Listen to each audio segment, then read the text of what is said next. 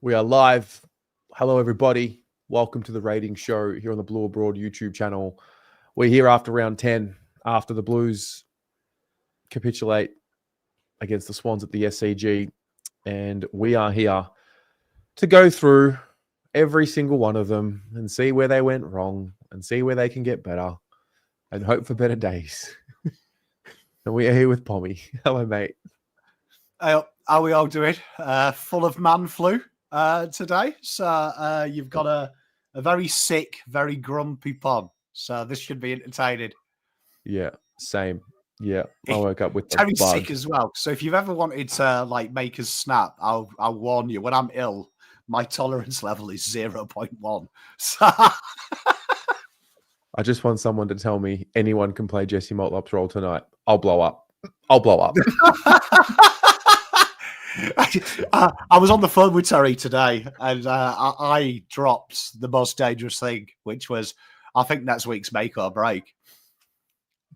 I dared say it. I dared say it. I dared. See, the thing is, people think I'm not being realistic. I'm being more of a realist than anyone else. I know we're cooked. I'm just waiting for a win here or there to enjoy. This team is mediocre, mate. Joe, mate, honestly, it's tough, especially when you will. But if the players are wanting to learn about commitment, look at us. I've dragged myself out of bed for a double show. Yeah. Double show. So I tell you what, all I'm asking in return is get out of bed for GWS. That's it. It's not a big ask. Yeah. Please go to work on Saturday, lads. I'm doing this for free. Could be in bed with the cat that now he's being diagnosed with depression. So but here I am. Oh dear. Well, good afternoon and good evening to all of you who are tuned in. We're going to go through every player, maybe in record time. We'll see. We'll unpack the game. I haven't seen any heat maps. I'm keen to see a couple of them in particular, and we'll go through them one by one. So we'll start. Oh, Wiedering gets the start.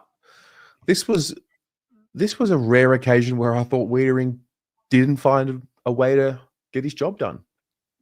He did struggle. And what is very impressive, Dean Cox did his homework with Jacob Wiedering. We've seen a few warning signs with Jacob Wiedering's role and how Carlton formulate their backline.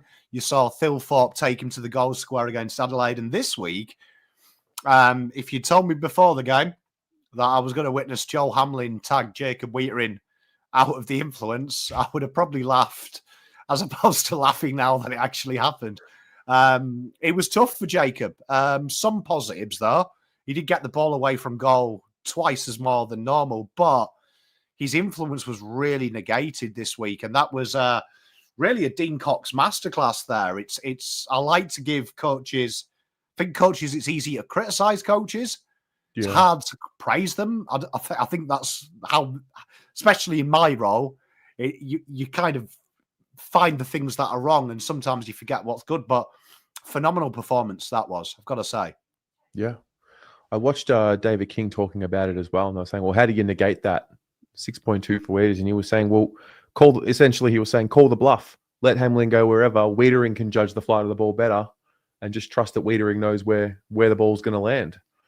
So it's more of an existential crisis from the Blues. So what you see is, and you're going to see this with a lot of players, deep diving into Carlton's second halves, Carlton pressed the green button, I like to call it, which is the safe button, which is where everyone drops back. And Wiedering's one of them people that kind of, if everyone's on top of him in his own team, that doesn't really allow him to attack the ball and get up the ground. And when we saw Wiedering have like that 8.9 a few weeks ago, that was ironically against the Eagles. That was because Carlton were pushing up the ground. And I remember saying on this show, be careful, because this will never happen against a good side, because it's rare that it happens. But that's how you free him up.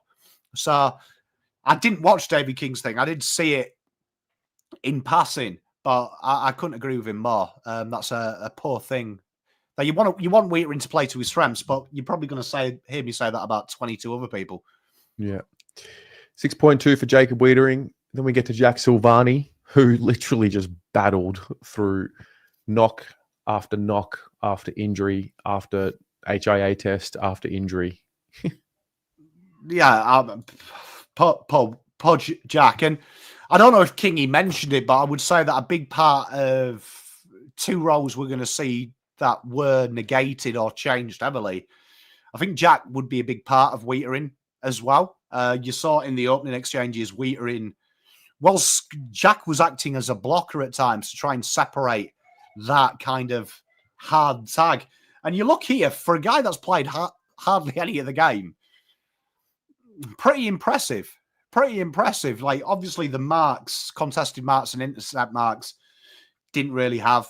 Do you know what I mean? He didn't have a one-on-one, so that's not rated in there. But as you know with Jack, 1%ers, spoils, the pressure acts, the reliable ball use, it was all there on show. So definitely linked, I think, Jacob and Jack. Yeah. Jack's got this really unfortunate attribute, which I don't think is in his control. But every time in his career, he seems to have found the next level of his form and some comfort in his role and what he's doing. He seems to get injured. And I mean, there's no update as to the severity of the groin. There was a report saying he was going to get a scan on the 17th. So don't know yet. Probably won't know tomorrow night at injury report. Probably find out Thursday before teams are announced. So we'll just wait patiently for that one. And then they'll have like Harry O'Farrell in the emergency, and everyone will start. Can't wait. Looking forward to that. So a 5.5. Very good score. Very good score for a guy that died in game. Yeah, in game. Yeah, 5.5 for Jack. Then we get to Nick Haynes. I reckon he was one of the few wins that we had across the four quarters, maybe. Yeah. So. This, I want to give a huge shout out to Haynes, because you will notice here that usually Michael Voss has this obsession pre-JSOS that Mitch McGovern was a key position player, which I can only assume he sees the surname and thinks he's got Jeremy. Nick Haynes went into that role this week, and you know what? By Jove, I did enjoy it. I enjoyed him in that kind of lockdown role. It was a little bit of a different... Something that is amazing about Nick Haynes at the minute is not just his ability aerially, but also his ability to get some actual meterage with the ball when he uses it as well. He doesn't piss about with it, which is nice. Sometimes I know people hate that long bomb down the wing, but sometimes when Carlton are under trouble, it takes us ages even for that bomb to manifest. And by the time it does manifest, they've set up all around the park and are waiting for it. Do like the fact that Nick Haynes is safety first sometimes, just gets his right peg through it and says, clear out. Go and chase it. So very solid from Haynes. Different role for him, which is hard to do in game as well. Going from the loose to suddenly having defensive responsibility. Thought he handled it well. You saw every game he's ever played there. That maturity. That okay, cool. I've got a cool job now. I've got a hard job. I'll get straight into it. So well done, Nick. No, I thought he was good on the night. He got a 6.7 for his game. Hey, can we? I'll wait till we talk about McGovern. Then I'll bring this up. Lewis Young, the swingman. So, a guy judged on both facets of his game this week. Lewis, part-time forward, part-time back, sometimes ruckman. Does everything. Does this guy? You know what I mean? Like the handyman. Interesting game for him. Really played quite high up the ground when he was defending as well, which would be something that. Second half, don't know what happens to Voss, but I have really noticed like all the numbers in the second halves, even in the games we've won, there's been a drastic change in how Carlton do everything. From meters gained per disposal, from inside 50 conversion rate, some quite different things. And Lewis was an interesting one because Lewis actually played ahead of Wheatering in the second half, which I would have thought, no offense to Joe Hamlin, he's playing AFL football, so he's okay. But Joe Hamlin as a defensive forward, would I worry about it pre-game? Absolutely not. Will I worry about it next week? Absolutely not either. I would have thought that would have been the matchup, to be honest. Lewis, you're a big oaf of a guy. Get in the way. Get in the way. Oh, but I found when he was down the back, it allowed Joe Lamati. Joe Lamati invariably went to him. Found Joe Lamati did well done. did Joel Marty love this matchup because he could bring it to ground. He was quicker. And my one issue with Lewis is he spoils first before marks, which is all well and good. But at centre half back, that's where I'm expecting you to mark the ball. Yeah. Yeah, Wayne, I see your comment here. I agree. For some reason, when he gets moved away from the forward line, things start imploding. For some reason, he plays his role very well. I don't know if this is a long-term solution or if this is just to fill a need until we get some more bodies back. But I like that he's been able to become a reliable squad player to come and fill a role. Tough. Look, I couldn't agree with Wayne more. We'll talk about why Lewis Young works very well in the forward line when we get to the forwards, because when you see their heat maps, you're going to see crazy paving. Okay. So a 4.6 for Lewis Young. Paving. We then get to Adam Saad. This was a little bit similar to last week. It's a little bit further up the ground. What are we seeing with Saad? This one's a real tough one for me just to ascertain at the minute. And what I mean by this is when I look at the minute, I'm working heavily on list depth and ratings and where the area is. One of the big areas of Carlton is there's two types of things, right? There is their actual rating and then their potential rating. And how their potential rating goes is if they do their best, right? And at the minute, one of the big holes in Carlton, when you look at the top teams in the league, is this role here, right? On Saad's best day when he's allowed to play his role, it's quite deadly. You don't want to play it. At the minute, though, without being harsh to him, I don't look at our halfbacks. If I was an opposition doing a preview, I'd be like, target this, because I was like, aside from defending, these guys aren't going to hurt you. And you saw that again with Saad this week. Found the ball quite a lot of times, but again, score involvements, no scoring change started. For someone playing high halfback, I'm expecting this to be huge. Well, this is huge. We've done these ratings a little while now, and a lot of us have felt the same way around freeing him up. And then I think when Newman went down, we thought, well, it's okay. Saad's going to be able to step up here. I think we're finally starting to see him a little further up the ground, not stuck in a back pocket. But I don't know. Like, is this an Adam Saad form issue? Is this a Michael Voss coaching issue? Like, is he not the same player, or is he just in a weird spot? I've noticed in the last couple of weeks, and just call me miserable if you want to, don't mind it, but you're not allowed to criticise any player who's in our top 10. You're not allowed to criticise Michael Voss. Like, trust me, I've learnt this the hard way. But if you want my honest opinion, 100%, this is a coaching issue.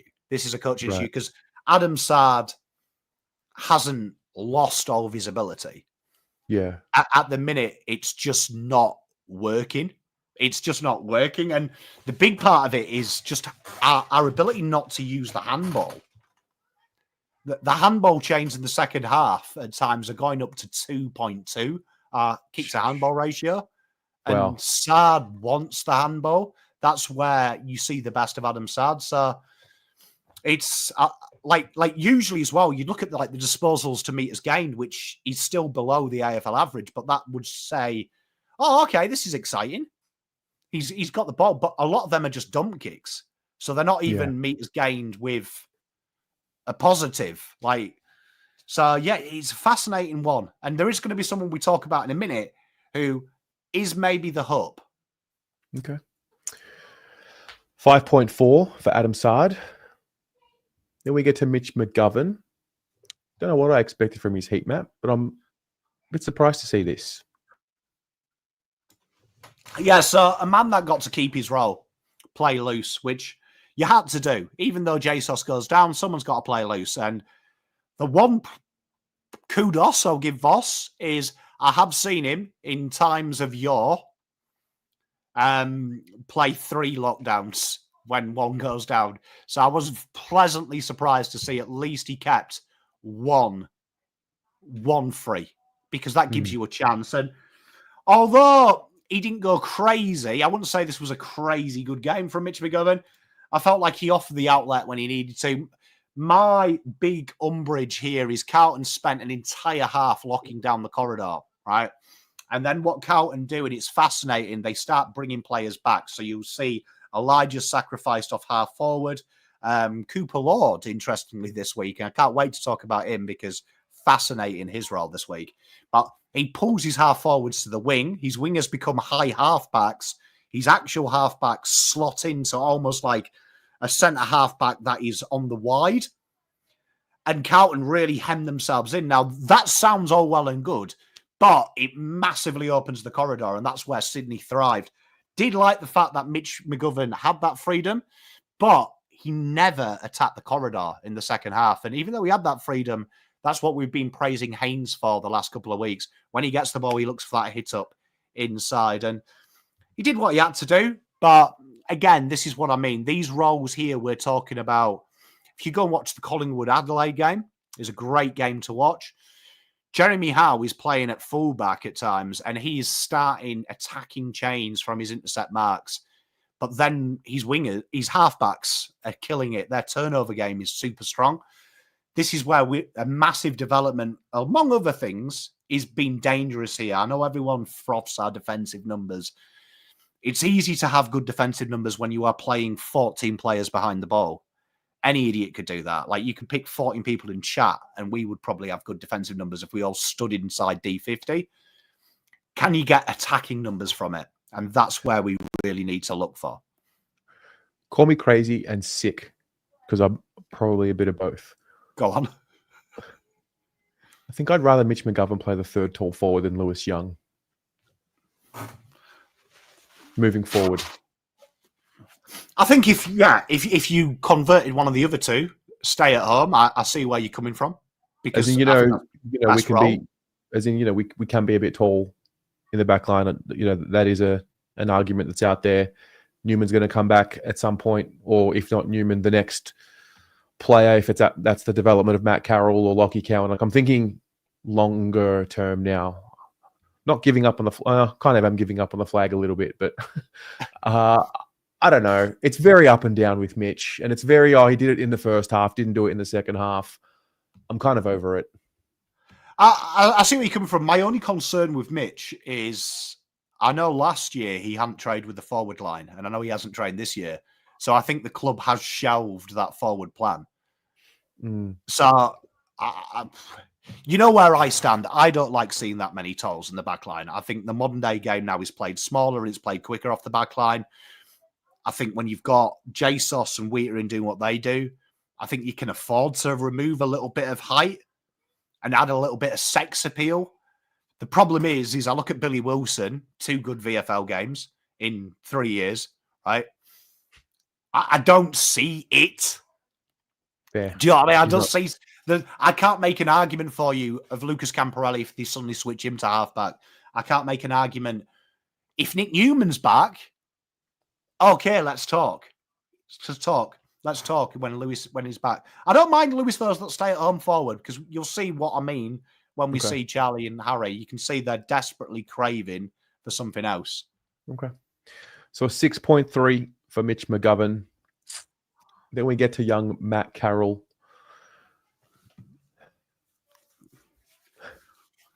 This was an interesting one, because he had Caden Cleary on him, right? Yeah. And Caden Cleary, for those who follow the draft, was an inside midfielder, dubbed by the Sydney Academy as our answer to Patrick Crips, right? Which, bold call, but you know what? The Adelaide Academy, fair play to them. When they chat shit, they do chat shit.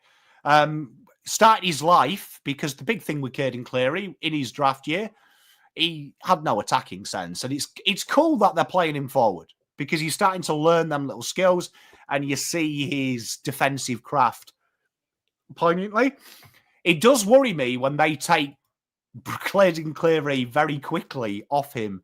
And I did say last week, I really wanted to see how this guy responded. He had a bad week against Adelaide, got dropped for it. Came back this week in another tough game and had a very tough game. Very tough game. And this, I think, did expose why sometimes you've got to be perfect. You've got to be perfect at times. You've got to be perfect in VFL. You've got to perfect your craft because it gets exposed at this level very quickly. Yeah. I'm playing devil's advocate, we could say. Yeah. And hindsight's a wonderful thing. Yeah. Should Doc just have played this role? Well, I mean, it's an interesting argument, Terry, and it's a good argument. It's a good argument. Because I mean, you either play the kids and wear the mistakes that they make, which you will, or you want to win a game of football. And if this is the role and you want to win today, I don't know. Again, hindsight's a wonderful thing. Yeah, he struggled, and he'll learn from this. But I do question why he didn't play VFL. Why he didn't play VFL in that interim. Because they pulled him out, if you remember, so he could come back in. My issue with Doc is it's nice to see Doc playing back in the VFL and actually playing his proper role half back. But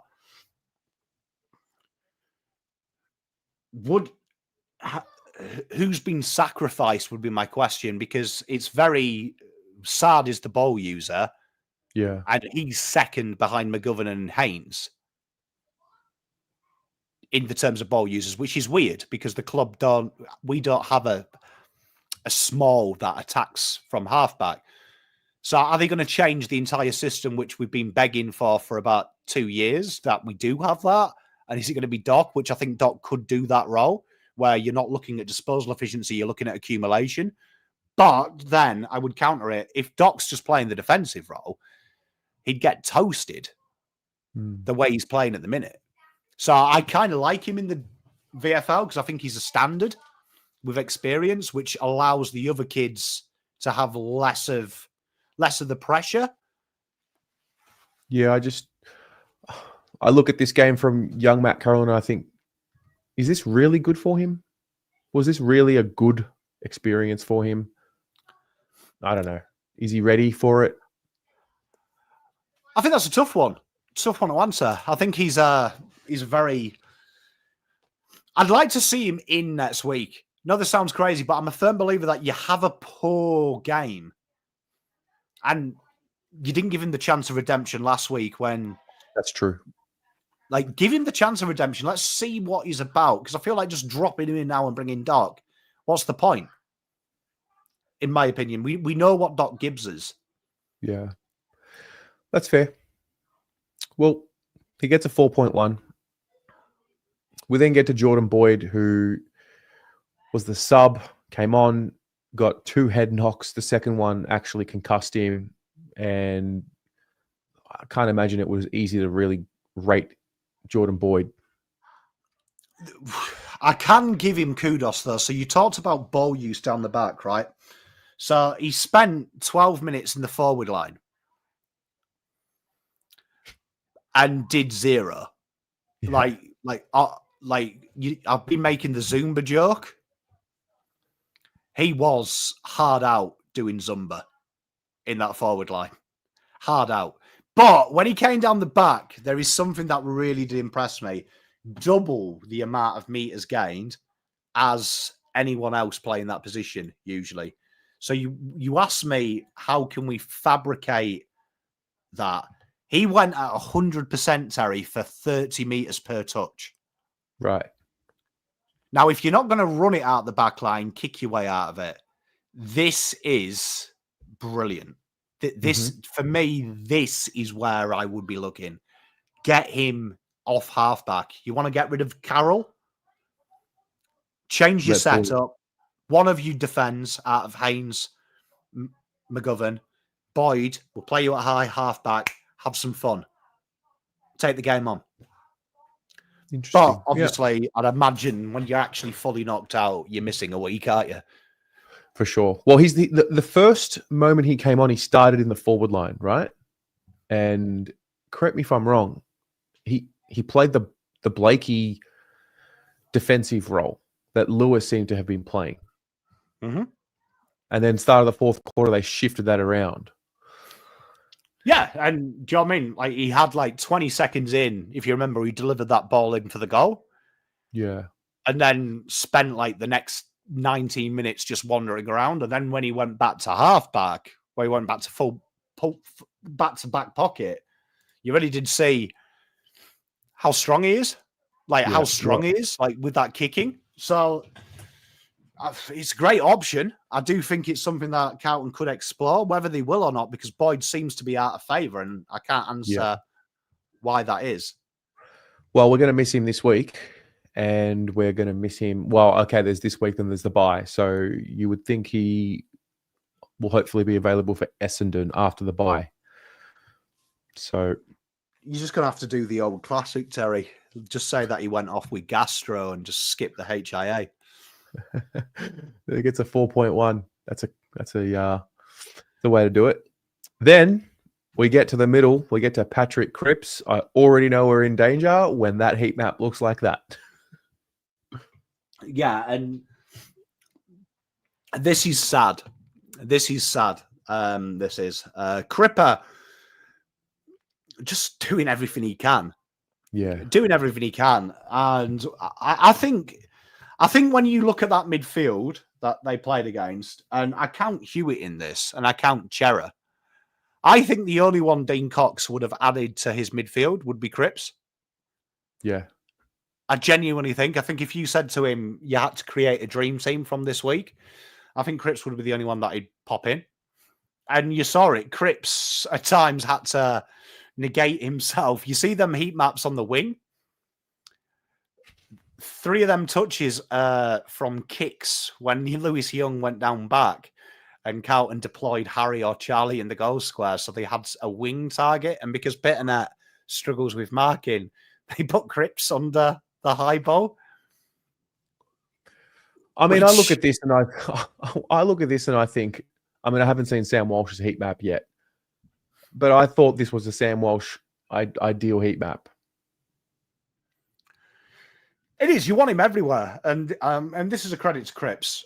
He's not the type of person I think that complains. I think Crips will just do what he has to do for the team, and ultimately, he did it and some more. I don't think he gets enough kudos. I don't know what the coaches' votes were actually, but I would imagine he was in the coaches' votes. It was he was the only one in the coaches' votes. I think Chera might have gotten 2. Crips might have had 4, something like that. Yeah, I was going to say, I would have definitely thought he would have been in the coaches' votes. Jesus, only 1 vote, same as James Jordan. Right. I'm surprised Voss didn't give James Jordan 1. I'm surprised Patrick Crips didn't get 1. But, I mean, fair enough. Yeah.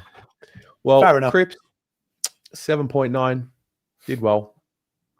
Then we get to George Huitt playing in, again, the Sam Walsh role. Yeah, so Carroll were really fascinating in this game, just how they used it. And George Huitt, what you see is what you get from George Huitt. This is a very George Huitt last year role.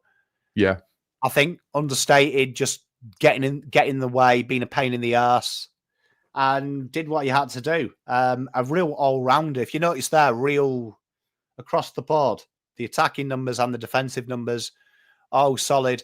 Fascinating, this one, because it was amazing how quickly we ignored what has been going well in the midfield. And when we come to complain about players, it is worth noting that Crips will be on close to 1 million. George Huitt will probably be on about 500,000, you'd assume. Walsh definitely on 1 million.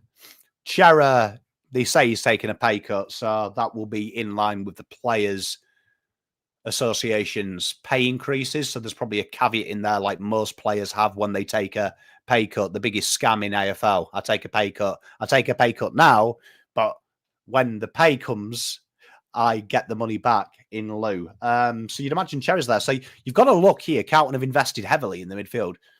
When they're having a lot of the ball, you'd expect them to dominate the game. And I think outside of Crips, I don't really think the midfield were much of a threat. I think that would be fair to say. Yeah, I agree with that.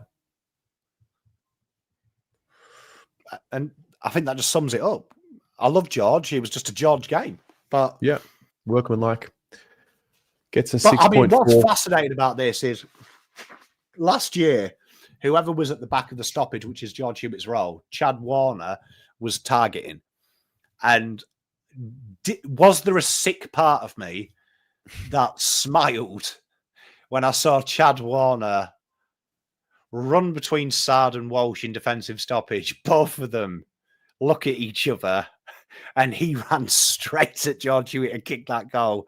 And I was like, oh, pretty sure I saw this 4 times last year.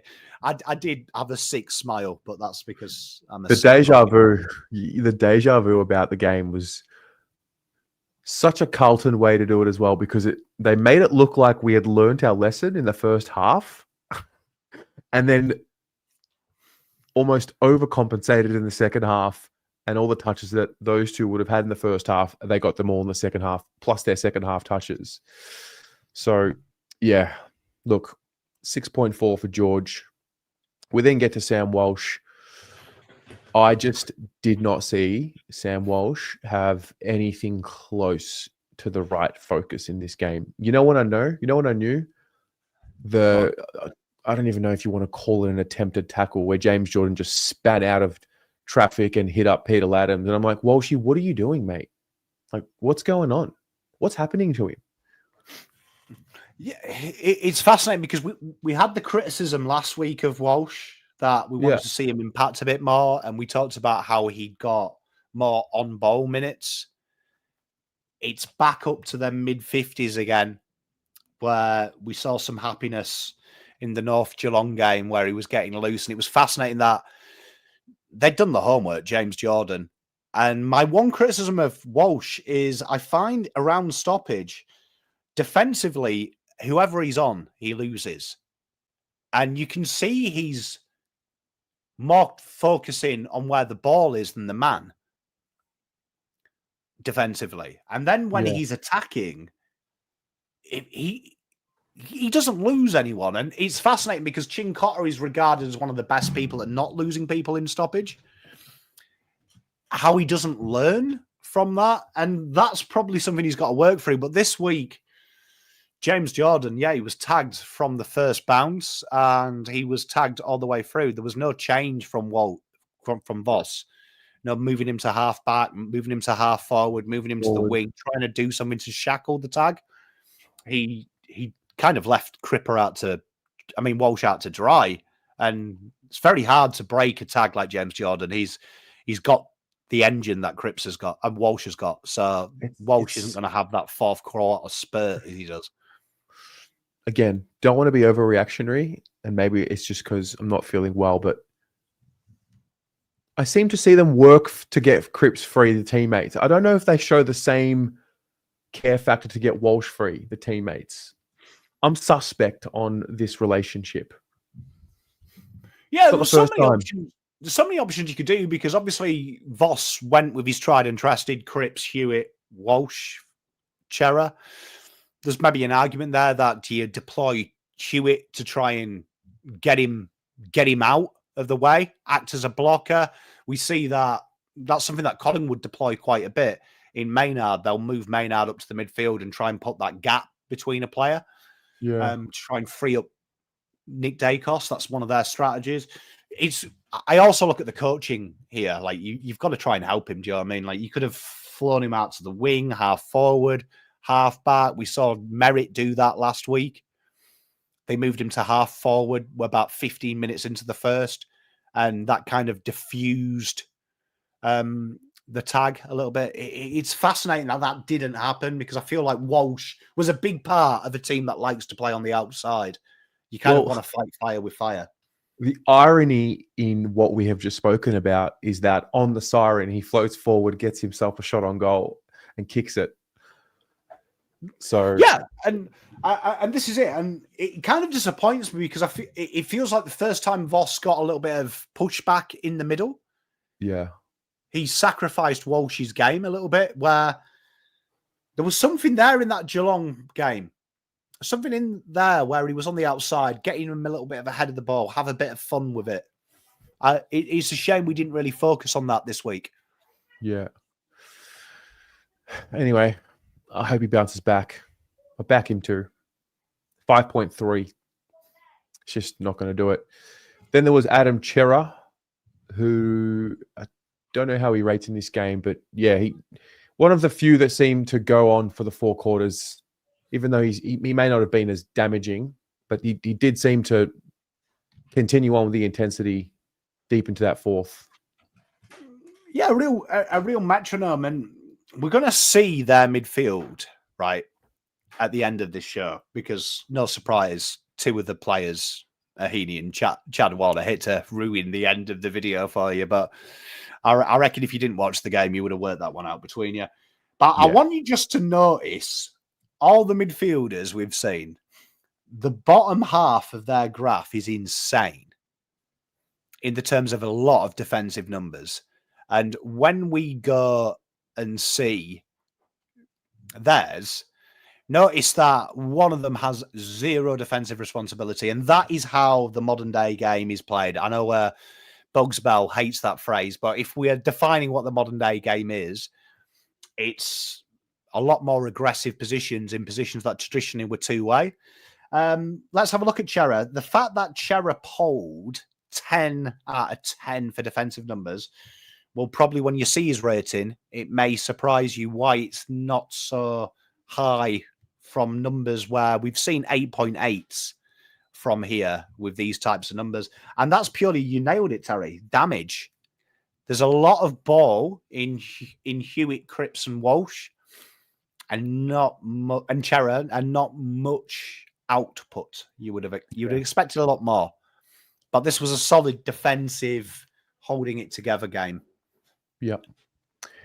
So he does get a 7.8, Ches, which is pretty good. One of the better ratings in the team. Oh boy. Back. He's back in the midfield. You know what's funny?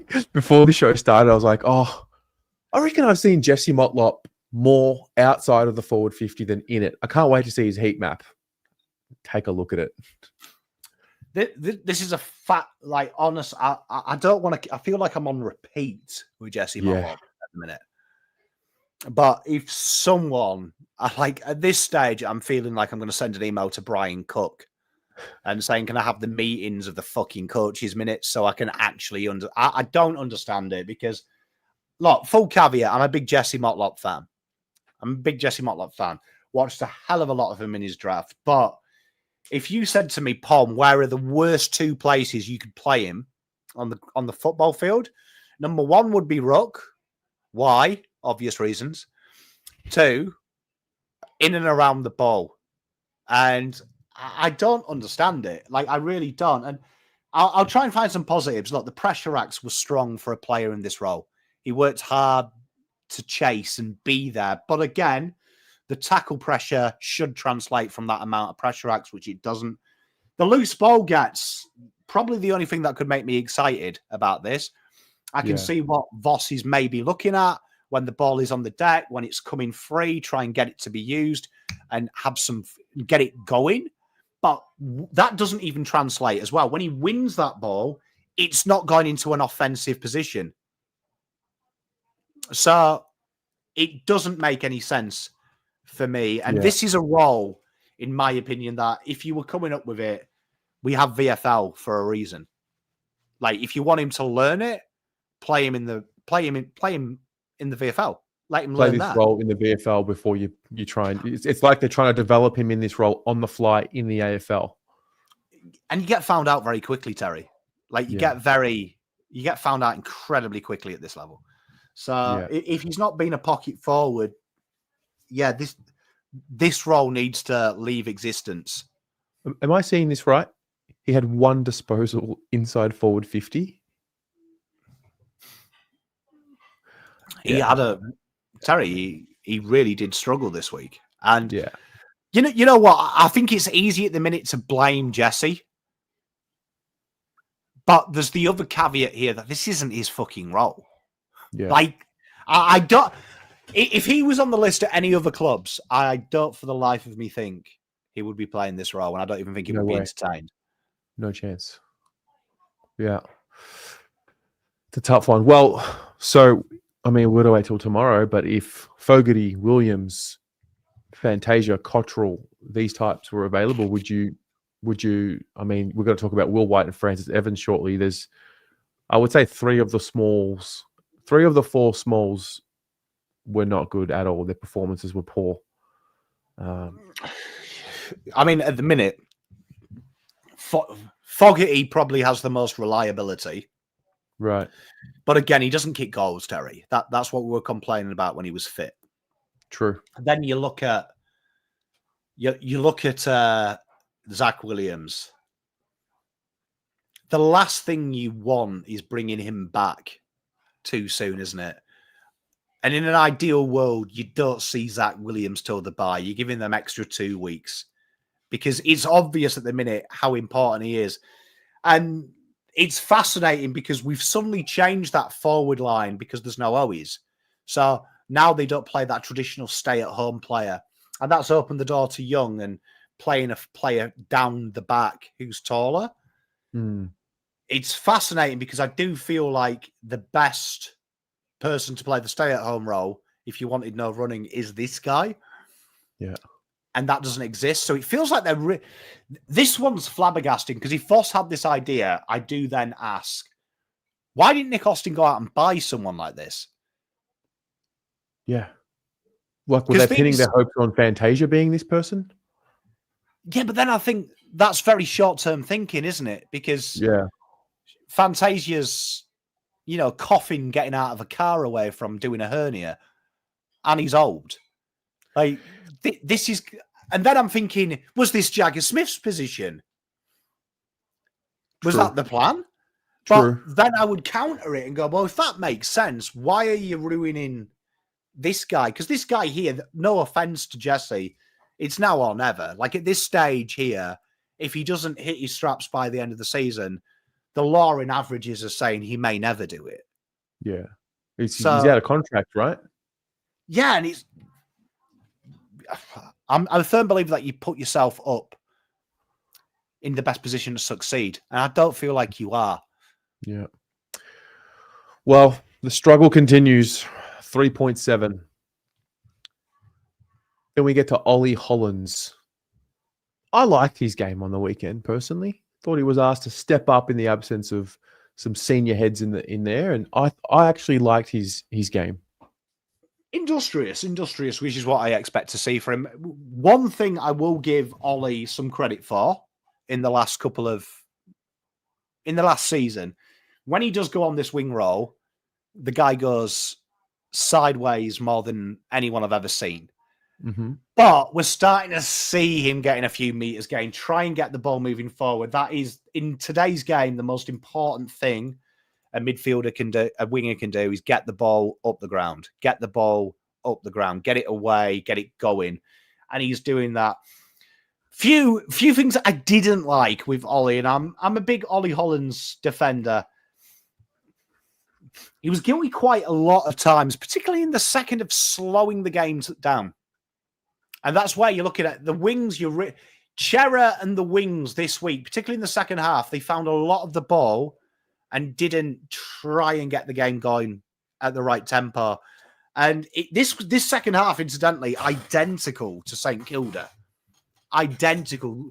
The big difference being St Kilda didn't come at us. They were quite happy, evidently, for a couple of goals lost. Sydney came for 4 points. And that is a big area of concern. Like, people waste their time saying Frankie Evans is rubbish. Jesse Mlop is. Real basic, simple analysis. The true facts being that all of them aren't good enough in this system, because this system needs certain players to dictate the play. And Ollie and Chera, when they had the ball this week, they were probably the two biggest offenders of slowing the game down when we needed to go. And that's... But then I'll forgive Ollie, because he has been fucking about back pocket for 2 months. So probably there's a teething process. So he's got a 4.9 next to his name. I just, sometimes, I mean, we've done this show.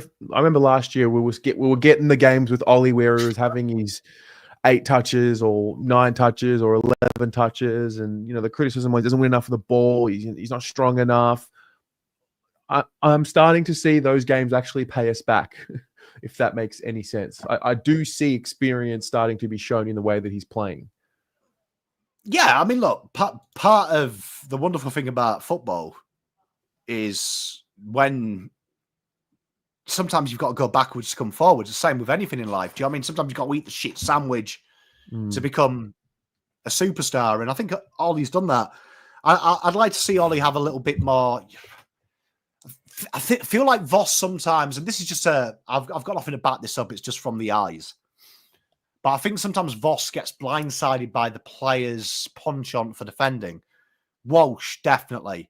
The fact that we're talking about him having the most pressure acts on the ground and tied most tackles. When does anyone else in that creative role do that at any other club? No one does. Ollie, we know he's going to work hard. He's going to chase. Feel like his kicking is the thing that lets him down, isn't it, Ollie? Yeah. He likes a blaze away. He likes a dump kick at times, which everyone does. Why is he not playing in that attacking role? Like, let him be attacking, and that then the onus is on the smalls when he dump kicks it in the forward line, which I text you during the Adelaide game. You were there. How often do you see Collingwood use that exit? And Adelaide particularly, they have a preordained plan though for it, that not to mark it, to bring it to ground. I think Ollie could play that role really well. Being under the ground. When it comes down, the handball out, take off, hit open plane. I think we really pigeonhole some of these players. Yeah. Well, is this one just purely because, Akers is out, Binns is playing, so I'm not trying to use injuries as an excuse, but there is context. Like, we're starting to trickle into 12 injuries now, or 13. Like, that critical mass is almost here. So, like, is Ollie playing in this role if Akers is in the team? Well, Voss, the one thing I'll give Voss credit for is he brought Akers back into that defensive role, which I think makes sense in the terms of if you're going to have that role, it's got to be someone big, hasn't it?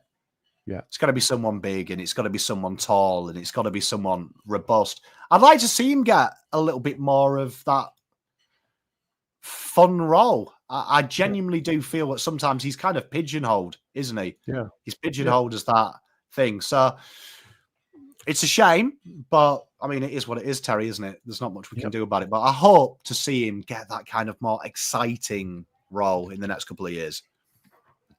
So 4.9 for Ollie. We then get to Jackson, who we just mentioned. Played his second game in a row. Heat map looks exactly where we would hope to see it.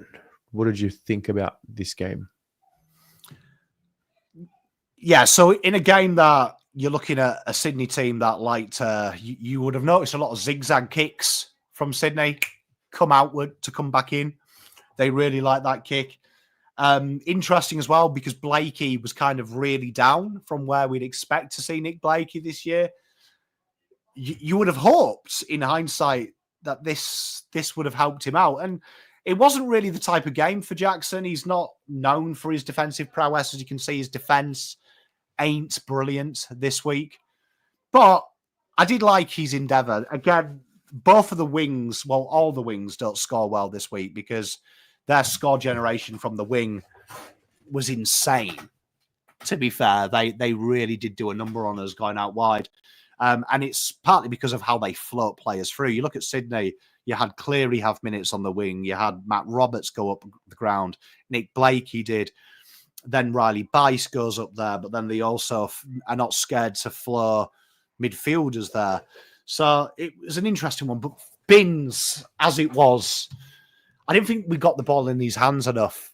I felt like we really needed to take this game on. And Jackson and the guy we're going to talk about next are two guys that suffer when the game's not going quick. And Jackson likes the ball in motion. He didn't get the ball in motion this week. I hope he stays in the team for the Giants game. I really hope he stays in the team.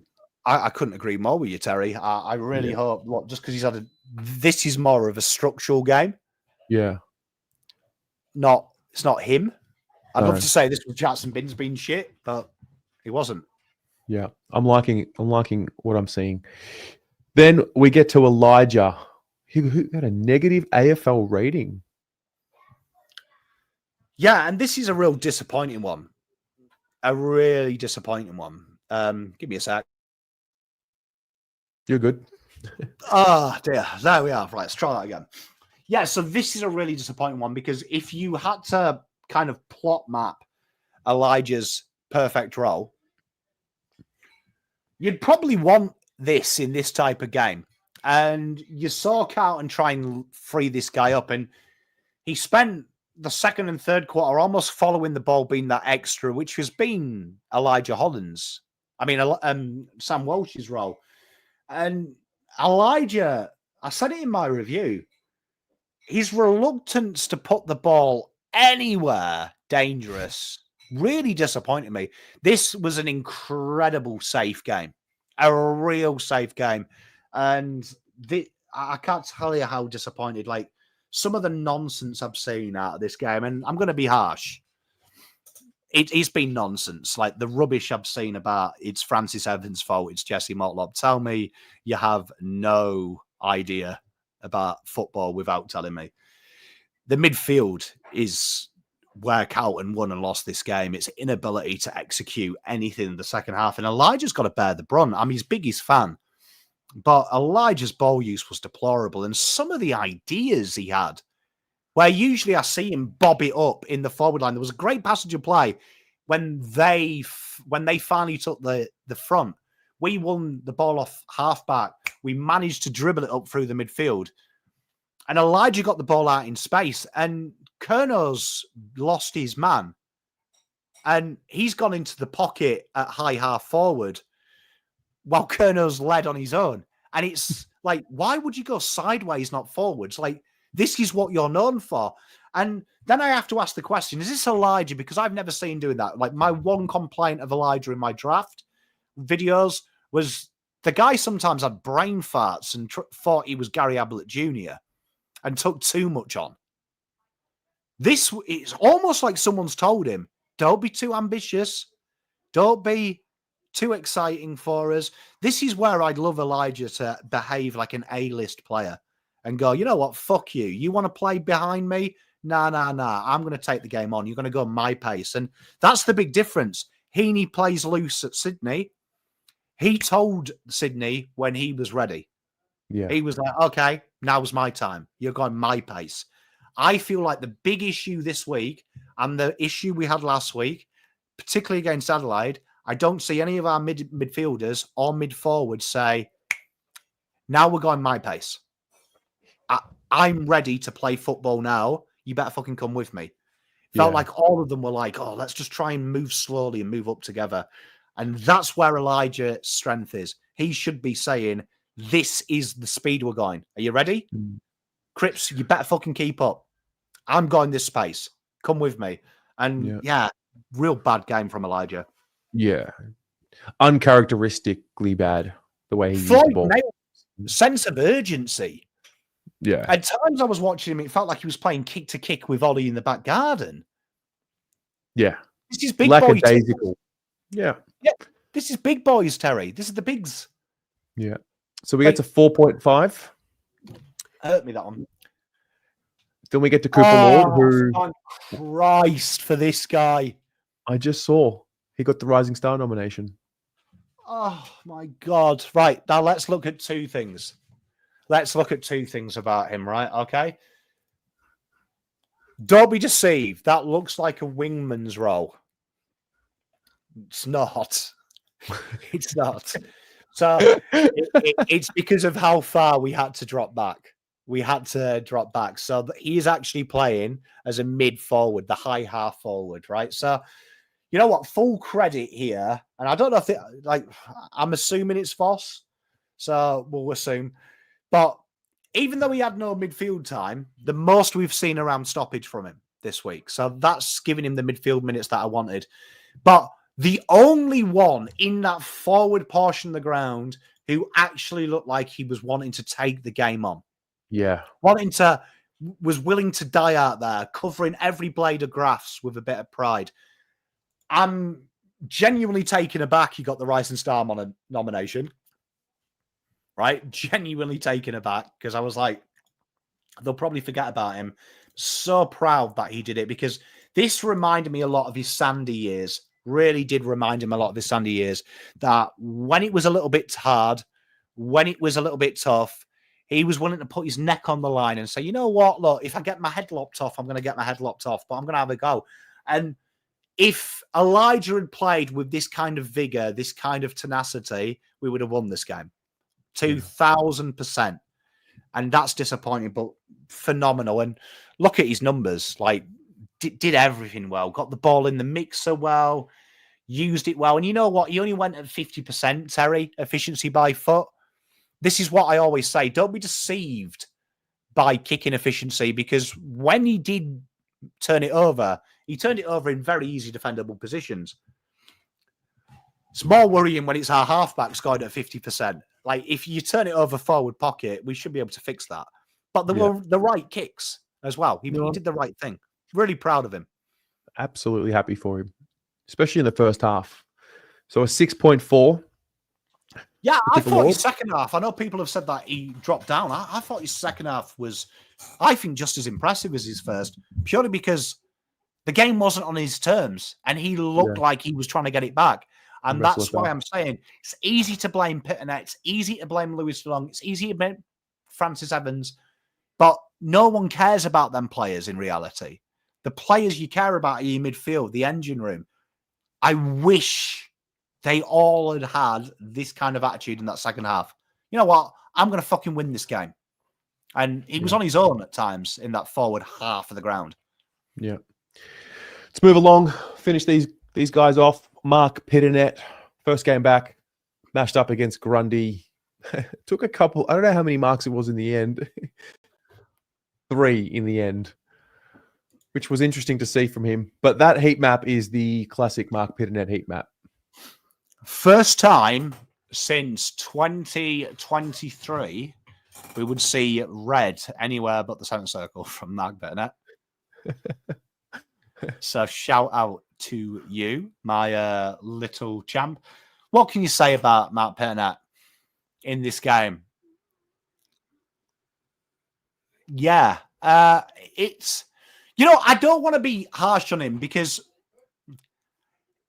watching the midfield, it was almost like no one had told Crips, Huitt, Walsh, or Chera, this is Mark Pittinet.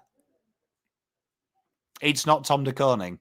Yeah. And I'm pretty sure they're not aware. I'm pretty sure if I sat them all down over a beer now and said, who was your ruck this week? And they'd probably go, oh, Tommy. And I'd be like, oh, no, he had his larynx. And they're like, oh, shit, I wondered why he was doing it differently. Yeah, he struggled. And this is the thing with Mark Pittinet. How do I say this nice? I don't want to sound it harsh. And because I've got cold brain, it's a bit like pregnancy brain. I can't get the words out. I want to say, I don't want to use the S word. He's the most tepid. There we are. There's a big word. He's the most tepid big guy I've ever seen. Because I felt this was the one where, you know, you wrap him up. You wrap Grundy up. You piss Grundy off. Use that physicality a bit. Throw him round. And I felt like he's probably the only guy who weighs 100 kgs who will refuse to give a ruck free kick away. Well, I thought we'd be able to find an advantage here because Grundy's not traditionally he's been traditionally an athletic ruck, and now he's moving into this staunch ruck. But Grundy looked like the stronger ruck out of the two of them, which I was surprised with. Yeah, it was fascinating, Terry. It was fascinating. Like, I was watching this game and I was like, do something stupid. And he gave 3 free kicks away, right, in the ruck. And, like, they are the most incidental ruck free kicks as well. They're not like ruck free kicks like when you see Rowan Marshall gave one against Matt Flynn this week, and it was like a proper, I'm a pissed off ruckman. You know, he just threw him out of there for no reason, unabated. But I want to see it. I try and think, oh, he hasn't played AFL for ages. He's been 120 kgs and 200 centimeters probably since he was 15. Be a dickhead. Hurt him. Impose yourself. And I just felt like he would. He feels like he would bump into you at a pub and he'd say sorry. I mean, he's a really nice guy. He probably would. Yeah, he is. But be a nice guy off the field, man. Like, I really wanted to see him. Oh, just be a little bit angry. Yeah, give me something. And I didn't like it. I really didn't like it. We're gonna have to rely on him if Tom doesn't get up this week. So he's got a larynx issue. I don't know the severity of it. If he doesn't get up this week, Pitto's going to play again against Briggs. I don't think we're going to be seeing 2 rucks this week. Do you know what I mean? I mean, I hope he is. But I think he's got a... And I agree with Tatum. He's always been like that, but I felt like he was really passive. Like, I don't expect him to be Darcy levels aggression. Yeah. What I'm saying is just a little bit of fucking physicality. Yeah. Anyway. Like the blocking as well. You know that does my head in. I watched Darcy, and Darcy's just like a bit like, me, Darcy, me, hit. Right? And like you watch him again for Fremantle this week, he's like walking around like the wacky waving inflatable tube man, getting in the way. Like Pittinet almost goes to Chad Warner. There you are, mate. Don't want to hurt you, mate. Like stand in the way, you big lug. Yeah. Be a menace. Gets a 5.6. Let's move along because, to be honest, watching more and more of these performances is just getting me more sick. Like they deserve our attention, but Francis Evans. Oh, Franny. Super Franny Evans. You know what? I want to stick up for this guy because I tell you what, this guy is getting more abuse than anyone else. And you know what? Quite simply, he doesn't ask to play. Do you know what I mean? Yeah. I know this is going to break all your little fucking Humpty Dumpty hearts, but it's not Francis Evans who picks the team. It's not Mr. and Mrs. Evans' team. It's not even his uncle. It's Michael J. Voss who picks the team. And here he comes. But Pom, just play Billy Wilson in the role. Fucking and stifle that development. And let's talk about this role.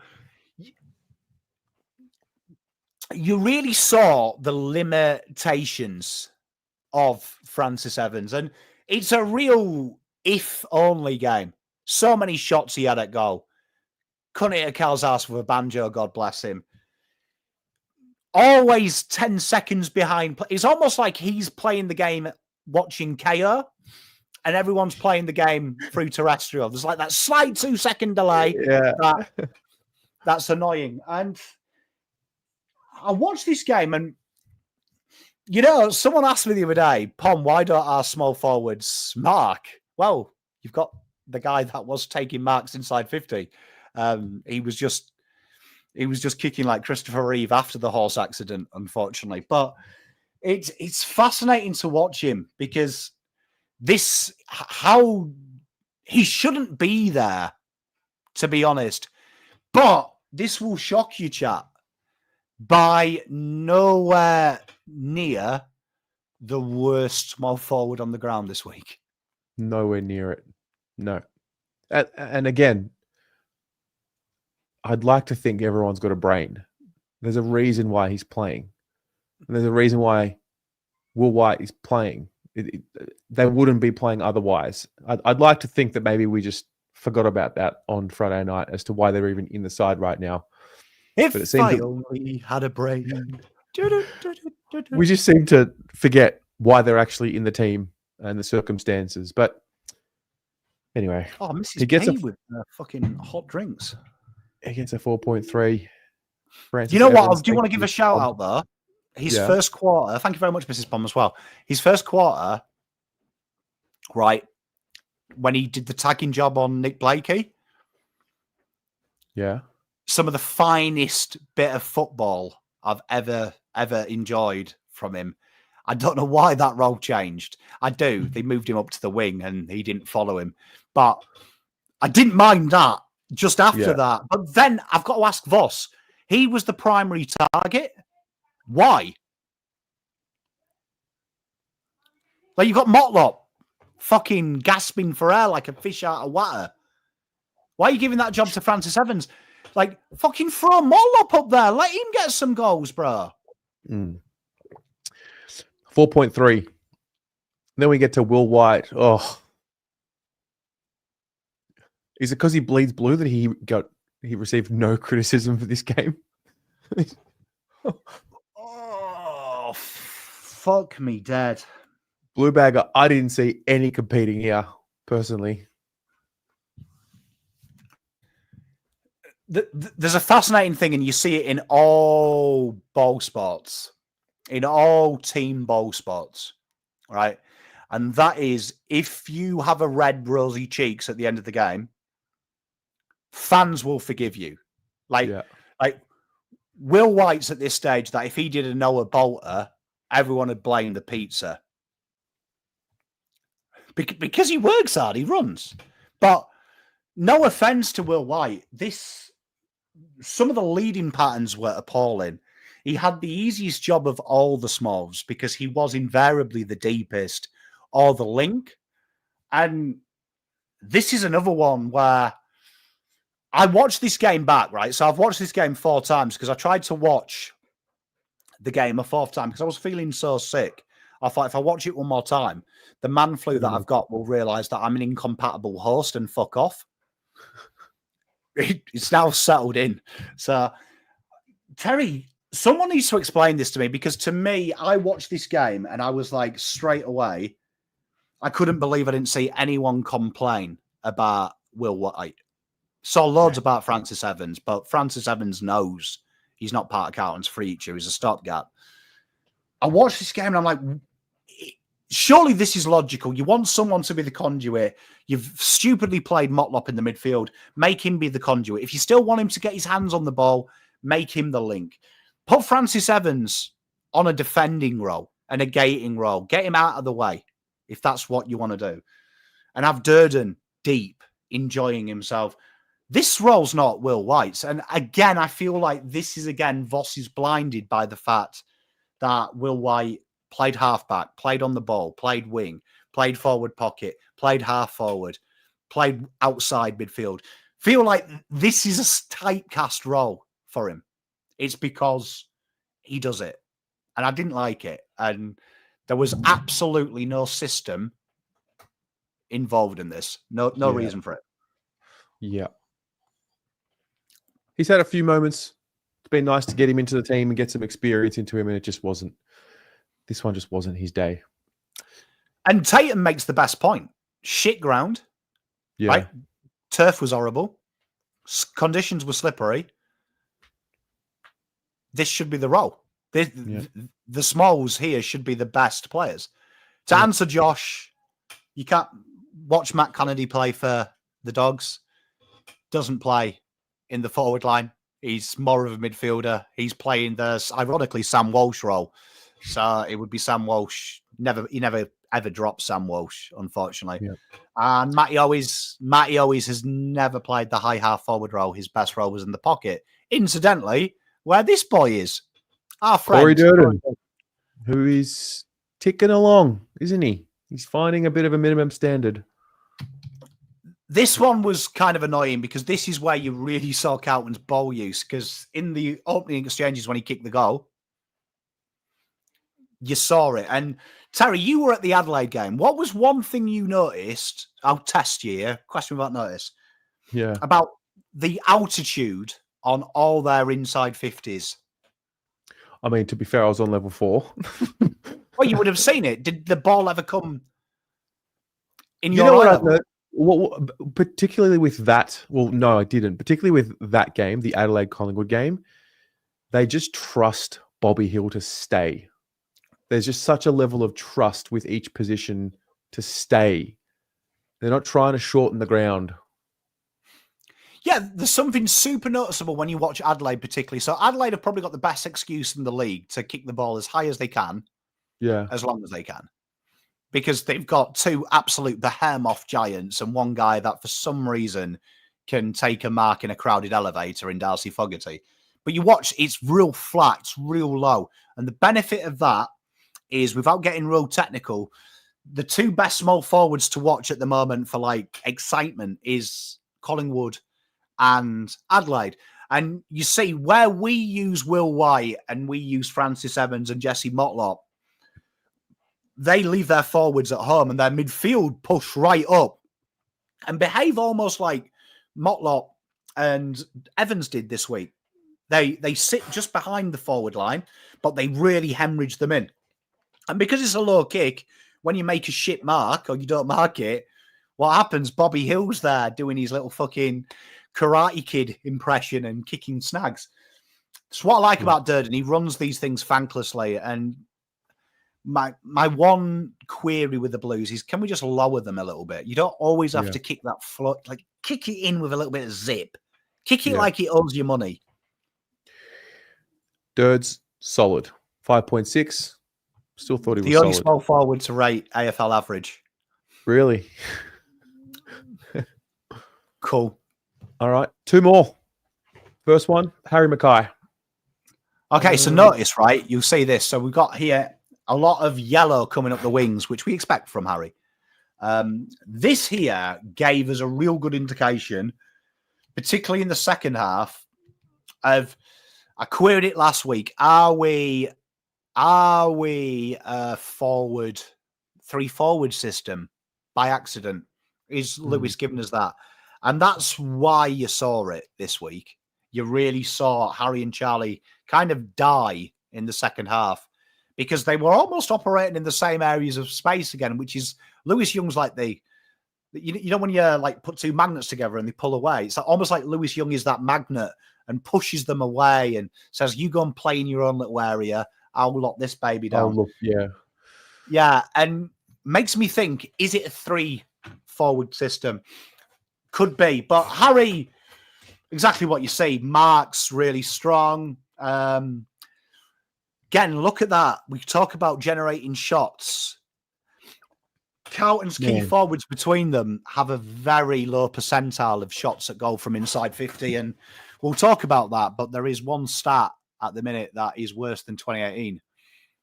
And that's is shot generation for inside 50s. We'll expose that at 7 o'clock. Can't wait for that. Yeah. It's such an enigma of a game. Yep. Marks are there. Contested marks. Took a couple. Dropped the most important one in the fourth. Fumbled that play in maybe the third quarter or maybe the second quarter where he got pinged holding the ball. Ball just needed to go out to Jackson Bin. So, like, it's really tricky because I think Harry and Charlie both have numbers that look good, but I still think that they weren't good enough. Well, I mean, look, to put it in perspective, Charlie had twice the amount of marks on lead this week as Jeremy Cameron. Had more marks, had one less mark inside 50 than Jeremy Cameron.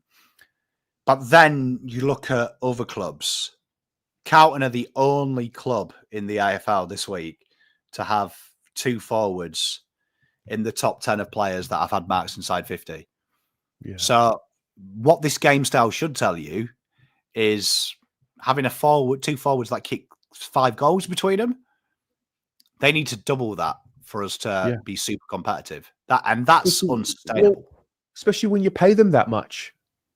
Yeah, and Terry, are we going to get them? Are we genuinely expecting these players to average 5 goals a game each? Like that's my other thing.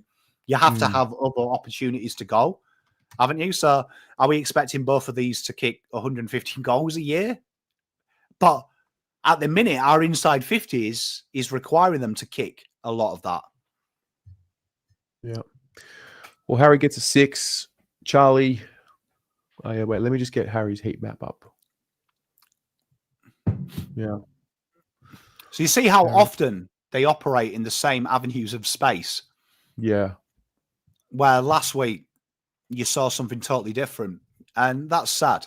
That's sad. So, yeah, Charlie, very similar to Harry, kicked one more goal, got heavily punished by two big mistakes he made. The first mistake you all know about, he took off. He took off inexplainably. Insane. What were you doing on the watch along? What was your reaction? I think I went just dumbstruck and just shook my head. This week I was at the stage of just, okay, this is what we're doing. What worries me about this game from a Carlton point of view is only one of his marks inside 50 was contested, right? And he dropped it. But he managed to have 5 inside 50s uncontested. And that says that you've moved the ball well. Incredibly well. 3 goals, though, from it. And this is just high level. I mean, look, if we're honest, everyone's blaming the small forwards. They have to get better. Our midfield has to get better. Has to use the ball smarter and quicker. But also the key forwards have to. Like, there's a lot of... This is a real spread around the ground. But from Charlie, it's fascinating because you have that sublime goal he kicked. Ridiculous. Audacious. Charlie Curnow-esque. Literally one of 4 players maybe that can kick it. Yeah, do you know what I mean? Like, he's a freak. But then he'll do shit like right in front of goal. It's a simple kick. Play on. So it's like, I said it in my review. Charlie borders on sublime to ludicrous all the time.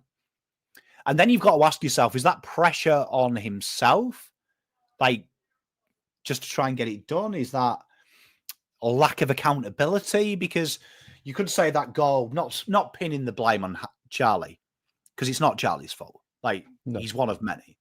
But for a leader of the club, that 6 points changes the area of the game, doesn't it, somewhat? And he's done it before, and it's like, I'm expecting more. Do you know what I mean? I'm not expecting perfection. He's human. But it's almost like Charlie has this uncanny thing of every moment of genius I do, I've got to do something fucking stupid to even the fucking yin-yang. Just for the vibes. And it leaves a real foul taste in your mouth, doesn't it? Yeah. Like, because I've watched that play too many times. And the only way I could say is it's stupid. It's genuine. I don't think anyone would do that in the league. Yeah. And that sounds horrible to say about Charlie, but honestly, I don't think any key forward in the league would have done that. Yeah. And he's a leader now. And I don't think there's an expectation that he kicks 4 or 5 goals every game. But when you have an opportunity to do so, you take it. Then there was when he just got pinned holding the ball. No perception of what was around him. Mate. The no composure. Awareness of my nan parallel parking. Fuck me. So the game is defined by moments and opportunities, and if your senior guys can't take them, then you're in trouble. So having said that, it's one of them games, Terry, that like it could have been a 7-goal game. Yeah. And to be fair, he's looking fitter, looking a lot better than what he was in the first part of the season. He's taking marks now, one grab, one touch. Early in the season, he was juggling a bit. He looks fit. He's playing fitter. He's taking marks on the lead more now than what we've seen. Yeah. Look, I back him in to learn, but it's just disappointing to see him make the same mistake as round 23, 2022. Like we've done this. We've been through this. We did the learning. Oh, no, 100%. Look, I'm at this stage now. I know everyone at the minute is on this like weird transient plane. We've had the horrible news with another Selwood brother gone. We've got the cries for mental health. And I find that what happens is then people militarize it and then go, right, let's make soppy little posts about you can't have a complaint about a player or you can't have a complaint and expectation. But the amazing thing is expectation is probably one of the big cures for mental health, because if you set yourself a standard, it means you always adhere to it. And it means when you fall short to it, you seek the help provided, right? So this is not a mental health dig at Charlie Curnow. But the way I see it, we're in this to win it, are we not? We're in this to win it. We want to win the fucking flag. I hope we do. I hope we're not just here hoping that we pick 23 players that have some soppy story that they went to watch the game with their dad. And we can just be like, oh, they bleed blue, though. It's good we finished 16th. Like, I actually want to fucking win something. And I think if we're actually serious as a fan base, let's stop with the pathetic excuses. The ground wasn't good. We always lose in Sydney. It was slippy. Oh, their Hungry Jacks taste different to ours. All these excuses I've heard. The simple facts is this game wasn't lost by the umpires. This game was lost by 23 players. Actually, I'll forgive one. 22, because Crips worked his tush off. Crips can walk there with zero complaints. You've got to fucking stand for something. Identify it. Like, own the moment. Be the moment. And the simple thing is, Sydney played 12 minutes of football, and if fucking Heaney kicks straight, this is a 30, 40 point loss. Yeah. And the rest. And I have no idea what Heaney was doing, because I'm three of them, legit. I could have used my cock and put them through. So I don't know if Heaney had a bet, like had a bet on the margin or something, and was like, oh, better not do too much. But that's what annoys me, because this is another loss. The Doggies loss, right? 100%. The Collingwood loss, 100%. It's this. This is why you lose them games, because there was that first half, Terry, where we were dominant. And I said it in my live. It's one of them games where you're looking at the scoreboard and you're like, how? How are we not more ahead?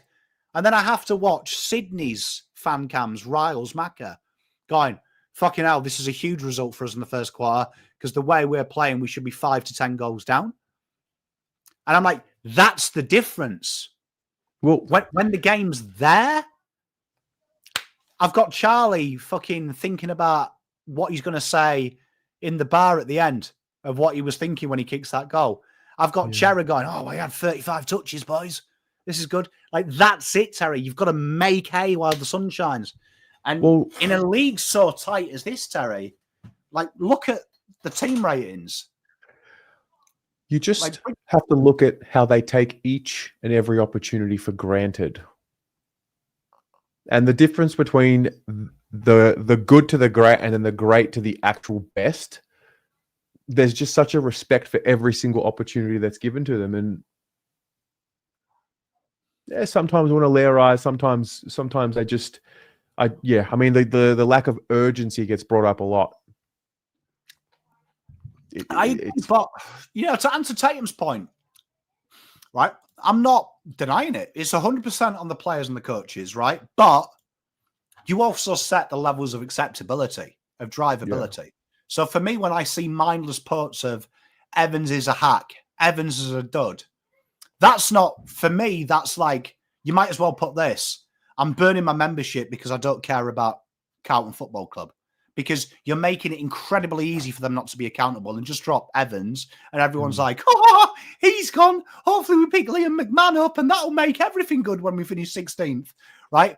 I'm saying hold them to an account. That this isn't JSOS went off in the second quarter. This isn't TDK's got a larynx issue. I've just seen the Eagles pull apart St Kilda because Selwood passed away and they were fired up and they played for something greater than themselves. I'm not saying Robert Walsh passing away should make this team play better. They've got something driving them even better than that, even more powerful than a death. A 30-year barren spell of being insignificant, right, and being on the precipice, Terry. And it's the same thing every week, isn't it, with them? You see it. Everyone's show of hands. 5 minutes into the second, you can't tell me you didn't see this happening. Let's bring this to 7 p.m. I just want to get through these plays. Sorry. That's okay. Because it's a great conversation. And to be honest, these individuals deserve as minimal of our time as possible this week. Sorry, Terry. But I love where you're going with that. I just think it's a great broad conversation. I mean, so boo Wendy Testelberger. Basically, that's what that's like. This profile in a rating show has been far too common this season. Like this type of end product with the team. It's so bad, man. Yeah, and you're talking about like, people will go like, it's only a 17-point loss, but like that should really upset you. Like, because that's like a 34, 40-point loss because half of your team hasn't performed to where it should do. So that's a really, really bad loss. And it's heartbreaking. It's heartbreaking because they can and should win that game. Yep. All right, let's take a look at some of the players on the opposition that you wanted to highlight and let us know why. Chad Warner, we got beaten by what we knew. Exhibit A. I can't stand this guy. And he's one of my favourite players to watch. But I want you to notice something.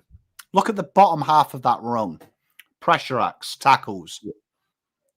Right? And this is a common thing you will see in all of AFL. When you looked at our small forwards, again, all of them had pressure numbers.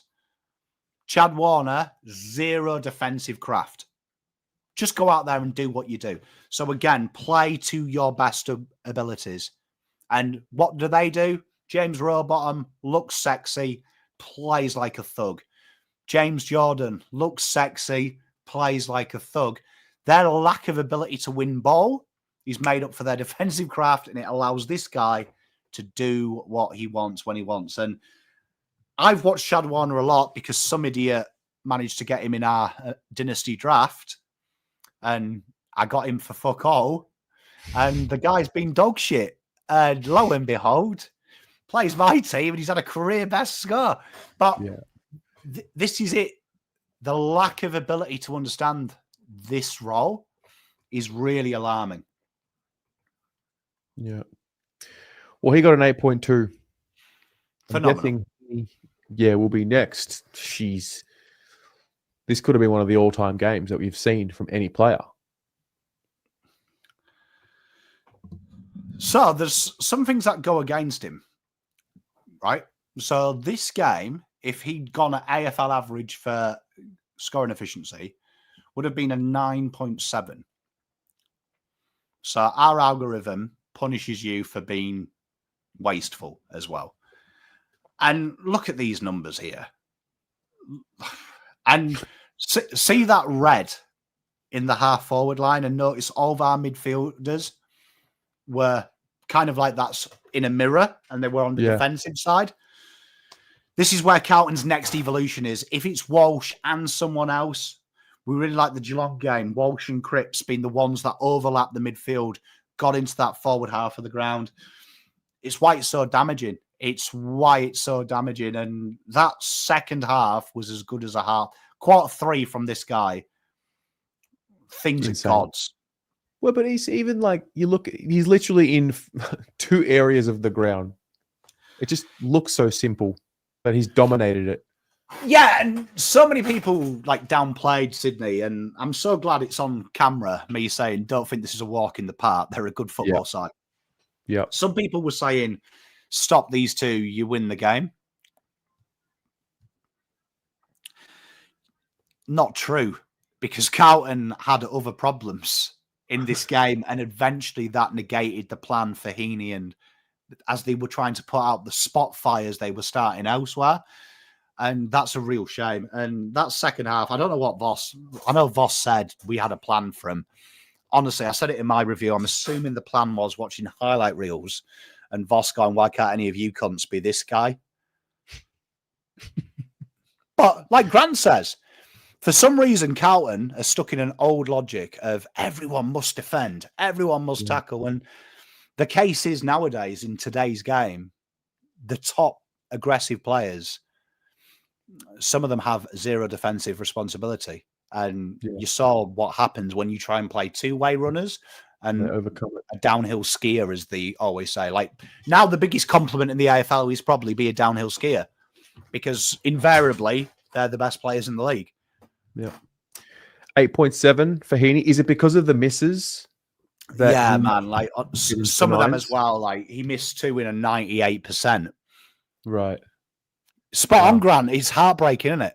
And you know what? Ironically, one thing I would say about Sam Walsh in his junior year, the guy was Banterville defending. Yeah. And it's crazy to see. If you told me 5, 6, 7 years ago when we drafted him, I would be doing games where he's the leading tackler and leading pressure act player, I'd be like, you being serious? Yeah. Let's wrap it up. Brodie Grundy, what did you see here? Okay, well, what's interesting? Chat, tell me what's interesting about this Ruckman's heat map. Terry, you see a lot of them. Looks like a midfielder. There's nothing in the middle. The outlet there.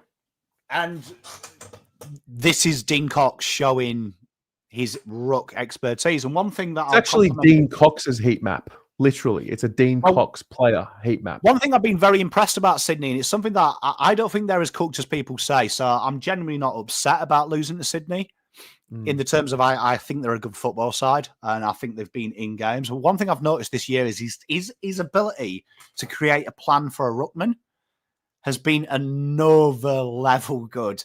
And seeing Brodie take Pittinet out wide, come and play my game, young lad. Masterclass. Because once Pittinet got out in the width, that's why we saw Crips having to be the defensive wingman on outlets. All because of this guy. That is an absolute, Dean Cox. I love a structure. I love tactics. That is a tactical masterclass. And you saw Brodie Grundy 2017, 2018. Yeah, sure did. He's streaming into open goal like it was the Adelaide Oval. Yeah. And this is, again, not having a pot at of Voss, not having a pot at Pittinet, because they both have to hold their hands up here. But this is where, with Pittinet, you say, look, this guy wants to go and play football. Fucking niggle him. Yeah. Make him play dirty with you. Bring him to the trenches. Go, you're not playing football today. We're going to wrestle in the sun. That's what he has to do. And unfortunately, it felt like, I don't know if Voss thinks Pittinet's TDK with black hair. Tell you he's not. Well, 7.7 for Brodie Grundy. Our friend Harry asked me, I have actually thought of it. Our friend Harry, big fan of this show, and I love his work, asked me, do I think we would have won with TDK? On the 4-3 watch, I did actually think TDK would have fucking loved this game, because he would have loved to go out wide and play football. Would have been interesting if TDK had played. I think he would have killed Grundy doing that. Yeah. Chera was the main riser from his game last week. I don't remember his game last week, but he was the main riser. Crips, yet again, player of the game. And the Jack Silvani one. Oh, he's coming! Silvani, oh, wow. Haynes is like Haynes only needs 2 more games. So I'll tell you what, there'll be one player who's hoping he fails his grind test. Because I know Haynes is all about this. So this award just became the Horizon Finance 1%er award again. It's back. It's back open. Haynes is like this. I'm going to fucking take that. Yeah. No, it's good. I mean, it's good to see him playing well, playing with confidence. I'm really grateful that that's over. Tell you what, we've both struggled sickness-wise. Oh, man. We're here. We are here. Thanks, Pom. Thanks for what you've done here. Thanks to you all in the chat who are watching, and thank you to those who are watching after this is live. Thank you to Horizon Finance Group for sponsoring the show. We will be back in half an hour at 7 p.m. for the Blue Abroad show. Take it easy. Much love. Pour a cup of tea.